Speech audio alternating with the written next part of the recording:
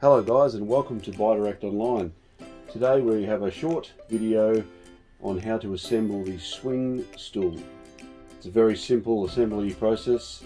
There's no tools required, and you can see the parts we've spread out here. You've got the base, then the gas lift cylinder shaft, the seat which is upside down, and the two covers.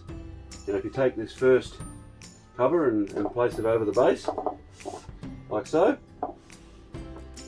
put your gas lift in.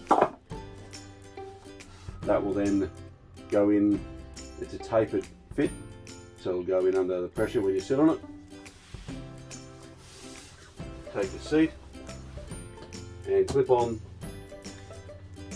the cover. Once again, it just pushes down and clips in.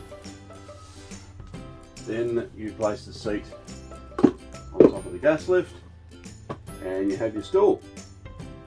This is a great little sit stand stool. Has the gas lift height adjustment,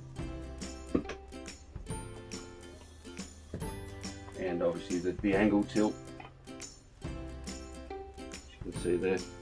I trust this helps with the assembly of this simple stool. Thanks for watching.